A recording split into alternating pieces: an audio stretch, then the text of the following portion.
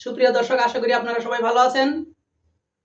তো আজকে দেখেন আমাদের বাংলাদেশের প্রধানমন্ত্রী তারেক রহমান, তার যেই অগ্রগতি, তার যে আসলে দেশকে এগিয়ে নিয়ে যাওয়ার একটা চিন্তা ভাবনা। তো দেখেন আজকে আমাদের প্রধানমন্ত্রী যেভাবে আমাদের দেশকে নিয়ে তিনি চিন্তা ভাবনা করতেছেন, আশা করা যায় আমাদের দেশকে তিনি একটি উন্নত দেশে পরিণত করবেন।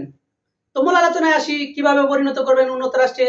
দেখুন, আমাদের প্রধানমন্ত্রী তারেক রহমান তিনি যখন মালয়েশিয়া সফর করলেন, মালয়েশিয়ার প্রধানমন্ত্রী আনোয়ার ইব্রাহিম তিনি তাকে যেভাবে আমন্ত্রণ জানালেন, যেভাবে সাদর আমন্ত্রণ তাকে যেভাবে গ্রহণ করলেন, অভাবনীয়। চিন্তা করা যায় না যে তাকে সে এই আনোয়ার ইব্রাহিম মালয়েশিয়ার প্রধানমন্ত্রী তিনি তাকে এভাবে আমন্ত্রণ জানাবেন বা তাকে সাদর আমন্ত্রণে গ্রহণ করবেন।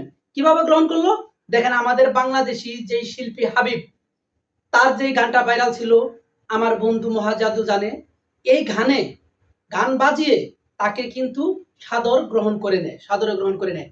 তো এখন দেখেন, একটা দেশের প্রধানমন্ত্রী আরেকটা দেশের প্রধানমন্ত্রীকে তার দেশের গান, তার মানে বন্ধুত্বর একটা গান বাজিয়ে তাকে গ্রহণ করে নেওয়া, এটা আপনি কতটুকু মনে করেন? আমার দিক থেকে আমি মনে করি আনোয়ার ইব্রাহিম তার বেস্ট ফ্রেন্ডকেই এভাবে তিনি আমন্ত্রণ জানিয়ে তাকে সাদরে গ্রহণ করলেন।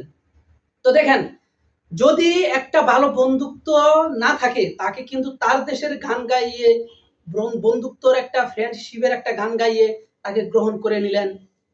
তারেক রহমানকে এই মালয়েশিয়ার প্রধানমন্ত্রী যিনি আনোয়ার ইব্রাহিম, তিনি অনেক ভালোবাসেন, অনেক স্নেহ করেন।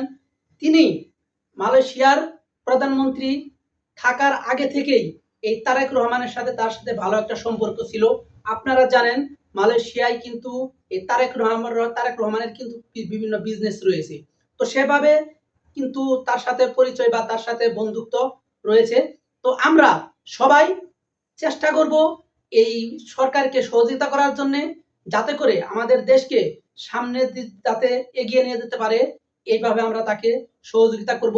এবং আমরা এই তারেক রহমানের প্রতি আশা রাখতেই পারি, তিনি যেভাবে আমাদের দেশের জন্য কাজ করে যাচ্ছেন, এই তো মাত্র কয়েকদিন হলো তিনি আমাদের দেশে সরকার প্রধান হয়েছেন। তো আশা করা যায় যে এই 5টি বছর তিনি ক্ষমতায় থাকবেন, আমাদের দেশকে তিনি একটি উন্নত দেশে পরিণত করবেন, এই আশা আমাদের সবারই তার কাছে। তো দেখেন, এই যে তিনি তার ওয়াইফ বা স্ত্রীকে নিয়ে, ডক্টর জুবাইদা রহমানকে নিয়ে তিনি যে মালয়েশিয়া সফর করলেন, এবং তার এই স্ত্রীকে নিয়ে যেই মালয়েশিয়াতে সফর, আনোয়ার ইব্রাহিমও কিন্তু তার স্ত্রীকে সঙ্গে নিয়ে এই তারেক রহমান এবং তারেক রহমানের স্ত্রীকে তারা কিন্তু সাদরে গ্রহণ করেন, এবং তারা কিন্তু খুনসুটিতে মতে যায়। যেমন আপনার তারা একটা খাবারের আয়োজন করে, সেখানে তারা বিভিন্ন রকমের তারা কিন্তু আলাপচারিতায় ব্যস্ত থাকে, এবং তারা হাসি মস্কারিতে কিন্তু তারা ব্যস্ত ছিল, আপনারা বিভিন্ন নিউজে দেখেছেন। তো আজকে বাংলাদেশের প্রধানমন্ত্রী তিনি যেভাবে মালয়েশিয়ায় গেলেন, তারপর গেলেন চীনে, আমাদের বিভিন্ন সমস্যাগুলো তিনি কিন্তু সমাধান করার চেষ্টা করতেছেন।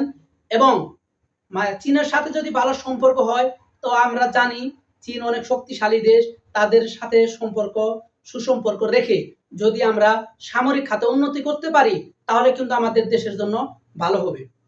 তো আপনাদের এই ভিডিওটি কেমন লাগলো সবাই আমাকে কমেন্ট করে জানাবেন। যদি আপনাদের কোনো মতামত থাকে অবশ্যই জানাবেন, সেই মতামত উপলক্ষে আমি আপনাদের সাথে ভিডিওতে শেয়ার করার চেষ্টা করব। তো আজকে এ পর্যন্তই, সবাই সুস্থ থাকবেন, ভালো থাকবেন, আল্লাহ হাফেজ।